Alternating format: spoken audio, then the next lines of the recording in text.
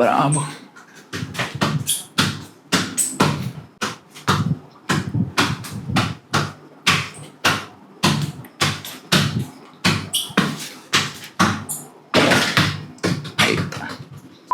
São pessoas absurdamente disciplinadas e focadas. Eles passam anos, décadas, fazendo as mesmas coisas todos os dias, treinando repetidamente. E eu não tô falando de treinar só quando dá vontade, não. Eles treinam quando estão cansados, muitas vezes até machucados. Quando todo mundo já foi embora do treino, eles continuam ali. Independente de ânimo, de vontade, de motivação, eles vão lá e executam aquilo que é preciso ser feito. O Cristiano Ronaldo, por exemplo, ele sempre chega mais cedo nos treinos e sempre vai embora depois que os outros jogadores.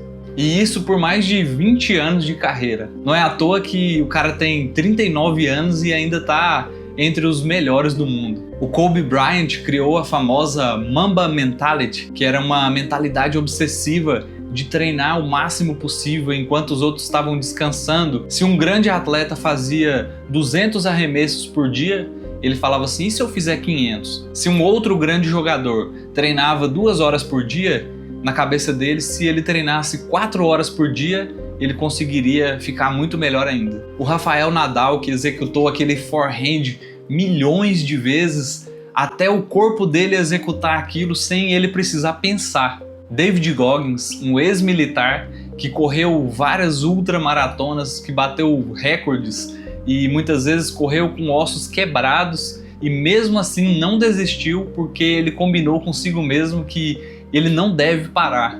E vendo todas essas histórias, todos esses cases de sucesso, tem uma pergunta que fica martelando na minha cabeça. Como pode uma pessoa conseguir escolher uma área só e focar nela 100%, se dedicar 100% a essa área e continuar isso ao longo dos anos, sem desanimar, sem parar no meio do caminho, sem mudar de projeto?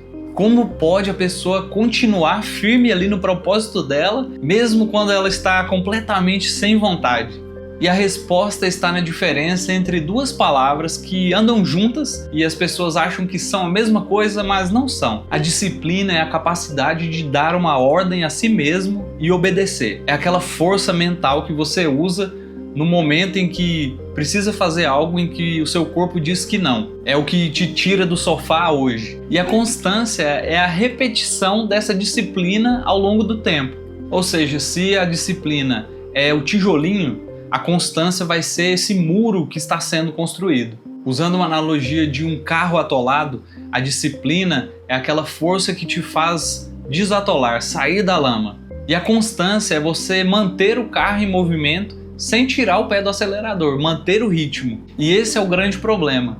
Muita gente é disciplinada, tem aquele surto de motivação na segunda-feira, faz tudo bonitinho, planeja toda semana, todo mês, mas vai chegando ali quinta, sexta-feira, o ânimo dá aquela caída, a pessoa para e desiste. E a disciplina de verdade é continuar na segunda, na terça, na quarta, quinta, sexta, sábado, domingo, não importa o dia. E sendo muito honesto com vocês, eu sofro com isso também. Eu tenho alguns hobbies em que eu gosto muito e normalmente ao longo do ano eu vario entre eles, que são academia, futebol, guitarra e livros. E o meu padrão sempre é o mesmo. Eu tenho um pico de motivação em um desses hobbies. Minha esposa até brinca e chama de hiperfoco. Vamos supor guitarra. Eu tô na fase da guitarra. Eu começo a olhar vários tipos de guitarra na internet, começo a pesquisar alguns cursos, chego até a comprar algum curso de guitarra, de teoria, de solos, e aí eu começo a me aprofundar nesse conteúdo, começo a fazer exercício de guitarra todos os dias, começo a treinar solo de músicas que eu toco na igreja, e aí eu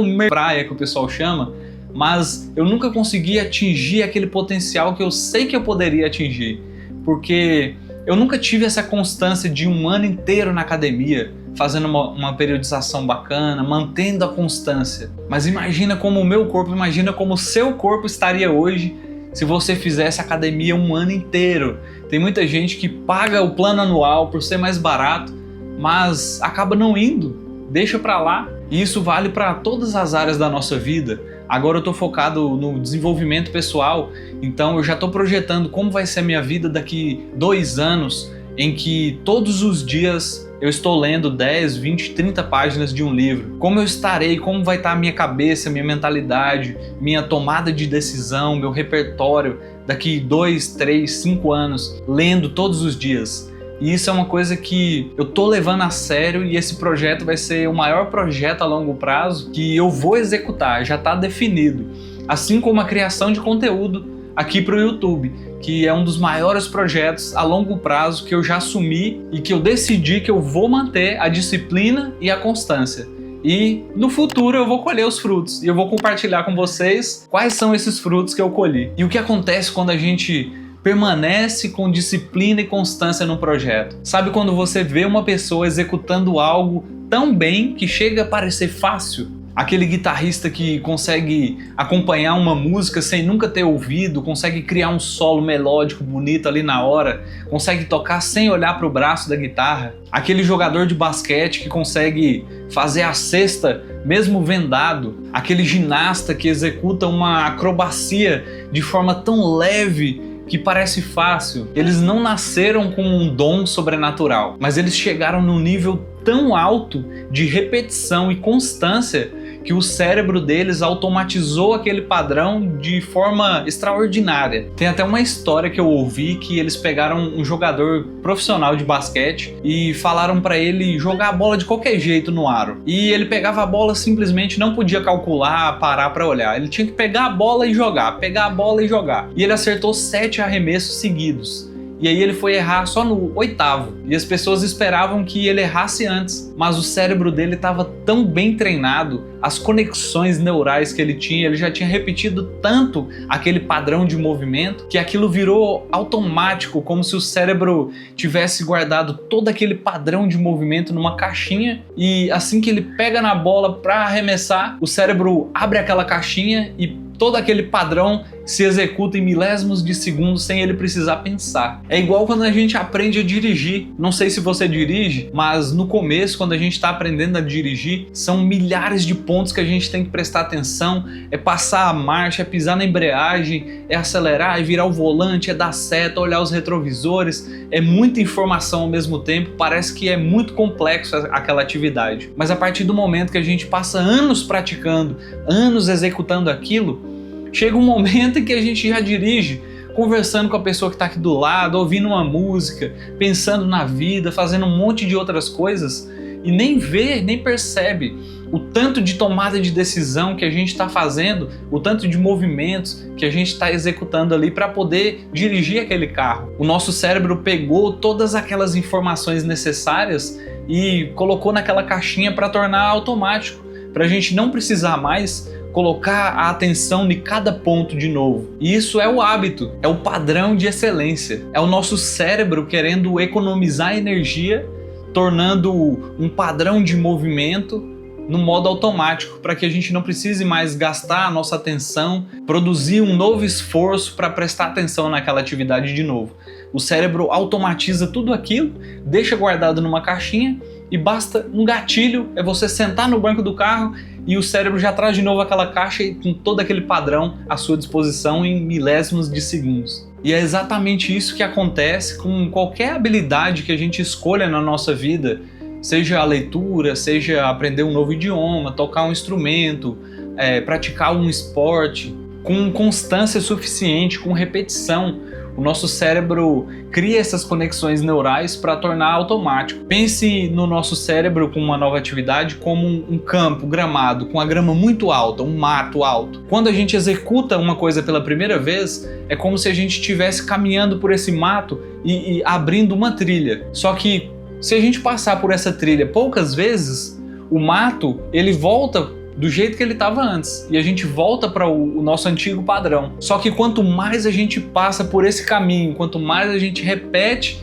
esse padrão de movimento, mais a gente repete esse comportamento, esse pensamento, aquele mato que estava alto, ele começa a cair, começa a se tornar um caminhozinho estreito, e depois para de nascer grama ali. Então esse caminho ele fica acessível, ele fica visível, fica muito mais forte. Assim, é uma conexão neural que a gente faz quando repete muito um padrão de movimento ou de comportamento. O que antes era um caminho com mato alto que a gente não conseguia ter disciplina, agora é um caminho sem grama no meio que fica muito mais fácil de transitar por ali. É onde esse padrão se consolida no hábito. E aquilo que antes era muito difícil, que demandava muito da nossa atenção, agora se torna automático, se torna o nosso novo padrão. Mas no meio de todo esse processo, existe um vale que você precisa atravessar. E é nesse vale que a maioria das pessoas desiste. E eu chamo de vale do desânimo,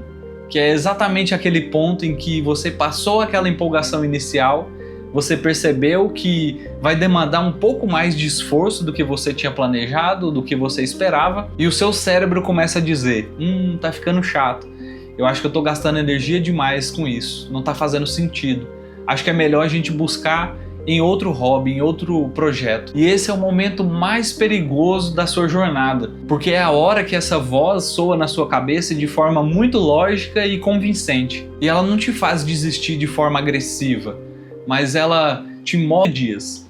Não importa se vai ser 5 minutos por dia ou se você vai conseguir se dedicar mais. O que importa é você escolher uma única atividade, esse projeto que você vem deixando de lado, empurrando com a barriga, que estava meio desanimado, mas executá-lo por 30 dias sem falhar. E quando chegar naquele ponto do desânimo, naquele vale, não pule para outra atividade.